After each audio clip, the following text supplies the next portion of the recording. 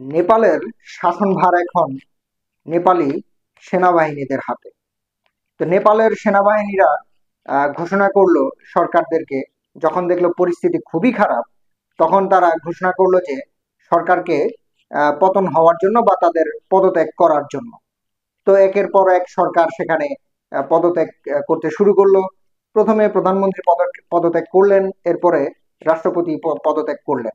এবং সাংবিধানিক অনুযায়ী যে আসলে সংসদ ভেঙে দেওয়ার ব্যাপারে সেখানে সেনাবাহিনীদের থেকেই কিন্তু আদেশ আসে।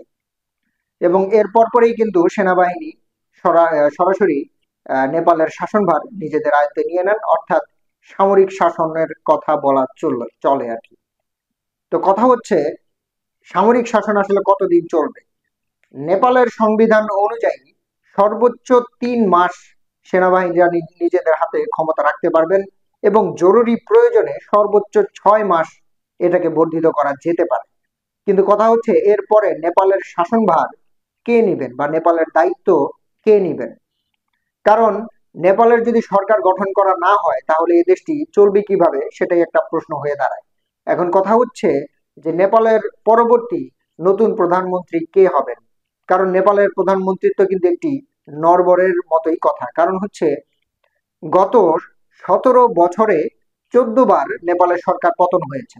অর্থাৎ এক কথায় যেটা বলা চলে যে একটি সরকার ১ বছরের বেশি সময় সেই আসনে বসে থাকতে পারে না। নেপালের জাতিটি আসলে কিরকম যে একটি সরকারকে ৫ বছর সেখানে ক্ষমতায় রাখা হয় না, ১ বছর যেতে না যেতেই সেখানে সরকার পতনের আন্দোলন শুরু হয়ে যায়।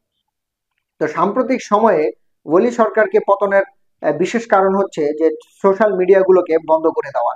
ফেসবুক, টুইটার, হোয়াটসঅ্যাপ কিংবা বিভিন্ন সামাজিক যোগাযোগ মাধ্যমগুলো সবগুলোই, প্রায় ১৭টিরও বেশি সোশ্যাল মিডিয়ার যে প্ল্যাটফর্মগুলো আছে সেগুলোকে বন্ধ করে দেওয়া হয়। নেপাল এমনিতেই একটি দরিদ্র দেশ। সেখানে মানুষ চাকরির জন্য হন্য হয়ে চাকরি খুঁজতে থাকে, কিন্তু চাকরি পায় না। শেষ পর্যন্ত পরিবারের ভার নেওয়ার জন্য প্রত্যেকটা মানুষকে কিন্তু বিদেশে পাড়ি জমাতে হয়, এবং পরিবার ছেড়ে সেখানে কিন্তু বিদেশে পাড়ি জমায়। তো যারা নাকি দেশে থাকে তাদের একমাত্র প্ল্যাটফর্মই হচ্ছে এই সোশ্যাল মিডিয়া। কারণ সোশ্যাল মিডিয়ার মাধ্যমে তারা বিভিন্ন বিনোদন পোস্ট করে, কিংবা সেখান থেকে যদি কিছু ডলার আয় করা যায়, তাহলে সেগুলো দিয়ে কিন্তু তাদের সাংসারিক জীবনটা চলে।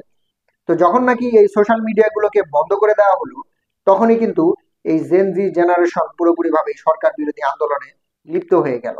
শুধুমাত্র টিকটক ব্যতীত সকল ধরনের সোশ্যাল মিডিয়া প্ল্যাটফর্মগুলোকে বন্ধ করে দেওয়া হয়। এবং এই সোশ্যাল মিডিয়ার ক্ষেত্রে এই টিকটক এই আন্দোলনকে আরো জোরালো করতে সহায়তা করে। কারণ বিভিন্ন সময় বিভিন্ন পোস্টগুলো এই টিকটকের মাধ্যমে পোস্ট করা হতো, এবং তার ফলে সারা দেশে কিন্তু সরকার বিরোধী আন্দোলন শুরু হয়ে যায়। তো আসলে এত ডিটেলসে না যাই, আসলে মূল বিষয়টা যেটা বলতে চাচ্ছি সেটা হচ্ছে যে সরকারের সামনের, অর্থাৎ নেপালের সরকার গঠনের ক্ষেত্রে পরবর্তী প্রধানমন্ত্রী কে হবেন। তো আসলে এটা বলাটা মুশকিল যে আসলে পরবর্তী প্রধানমন্ত্রী কে হবেন। কারণ নেপালের সরকার হওয়াটা আসলে খুব কঠিন। আমার তো মনে হয় যে আসলে বর্তমান সময়ে যেই জেনজি জেনারেশন নেপালের যেই সাবেক সরকারগুলোকে যেভাবে হেনস্থ করেছে, এতে করে মনে হয় না কোনো মানুষ নেপালের দায়ভার নিতে চাইবে। তো আমার মতে আসলে একটি দেশের যদি এভাবে কার্যক্রম চলতে থাকে যে প্রতি বছরই সরকার যদি পতন হয়, তাহলে সে দেশের দায়ভার আর কেউ নিতে চাইবে না। তো ১ বছর যদি ক্ষমতায় টিকতে না পারে, তাহলে সেই দেশের মানে অবকাঠামো কখনোই উন্নয়ন আসে না। তো কথা হচ্ছে যে আসলে নেপালের পরবর্তী যে প্রধানমন্ত্রী হবেন তার একটি অনেক সাহসিকতা থাকতে হবে। অর্থাৎ জেন জেডের জেন জি যারা আছেন তাদের পছন্দের ব্যক্তিরাই কিন্তু হয়তো সামনের সময়গুলোতে নেপালের প্রধানমন্ত্রীর পদে বসতে যাবেন।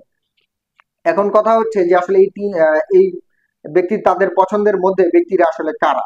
তাদের পছন্দের মধ্যে প্রথম যে ব্যক্তিটি আছেন সেটা হচ্ছে সুদান গুরুং, যিনি কিনা একটি সামাজিক, যেটা বলা হয় যে সামাজিক উন্নয়নের কাজে নিয়োজিত থাকেন, এবং নির্বিচারে জনসেবামূলক কাজগুলো করতে থাকেন। এবং পেশায় তিনি একজন ডিজেও, এবং বিভিন্ন সোশ্যাল মিডিয়াতে তিনি ডিজে প্ল্যাটফর্মের মাধ্যমে সোশ্যাল মিডিয়াতে সেগুলো পোস্ট করে ভাইরাল হয়েছেন। এবং বিভিন্ন সোশ্যাল ওয়ার্কিং এর কাজগুলো করার ক্ষেত্রেও তিনি জেন জেড জেনারেশনের কাছে অনেক পছন্দনীয়। দ্বিতীয় যিনি ব্যক্তিটি আছেন তিনি আছেন বলেন্দ্র সাহা, যিনি কিনা আহ, অনেকটাই ডিজে টাইপেরই ছিলেন, র্যাপার ছিলেন আর কি। তিনি র্যাপিং করে অর্থাৎ সোশ্যাল মিডিয়ায় ভাইরাল হয়ে পরবর্তীতে কিন্তু নেপালের মেয়র পদেও কিন্তু তিনি অধিষ্ঠিত হয়েছেন। তৃতীয় যে ব্যক্তিটি আছেন সেটি হচ্ছে রবি লোমিত সানে। তিনিও সোশ্যাল মিডিয়ার মাধ্যমেই কিন্তু ভাইরাল হয়েছেন এবং সেই মাধ্যমে কিন্তু নেপালের জেন জেড জেনারেশনের বা জেন জি জেনারেশনের কাছে অনেক জনপ্রিয়তা পেয়েছেন। তবে সর্বোপরি বলবো যে আসলে এরা যতই জনপ্রিয়তার শীর্ষে থাকুক, আসলে নেপালের সরকারের যে অবস্থা, এদেরকে যদি বসানো হয় আরেকটা জেনারেশন দাঁড়িয়ে যাবে এদের পতনের ক্ষেত্রে। তো প্রতি বছরই আমরা দেখতে পাই যে আসলে নেপালের কোনো না কোনো সরকার পদত্যাগ হচ্ছে বা পদত্যাগ করতেছেন। একটি দেশের যদি সরকার দীর্ঘস্থায়ী না হয়, অর্থাৎ নির্ধারিত সময়ের পূর্বেই যদি সেই সরকার পতন হয়, তাহলে সেই দেশের উন্নয়ন কখনোই কিন্তু সম্ভব নয়। আমাদের বাংলাদেশের সরকার পতন হয়েছে সেটা দীর্ঘ সময় পরে, অর্থাৎ বাংলাদেশের মানুষের পিঠ যখন দেয়ালে ঠেকে গেছে তখনই কিন্তু আমরা সরকার পতনের বাধ্য হয়েছি বা সরকারকে পদত্যাগ করতে বাধ্য করেছি। তো নেপালের বিষয়টা কিন্তু একটি ব্যতিক্রম। এরা এমন একটি জাতি যে আসলে একটু ভালো না লাগলেই কিন্তু সরকারের উপর চাপ সৃষ্টি করে এবং সরকারকে কিন্তু পতনের দিকে ঠেলে নিয়ে যায়। আসলে এভাবে যদি চলতে থাকে একটি দেশ কখনোই কিন্তু সামনের দিকে এগোতে পারবে না।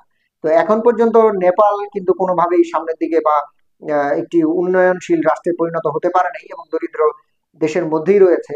তো অবশ্যই নেপালের জাতিকে বলবো যে আসলে একটি সুন্দর সরকার গঠন করে তাকে নির্দিষ্ট সময় পর্যন্ত সময় দিয়ে দেশের উন্নয়ন ঘটাতে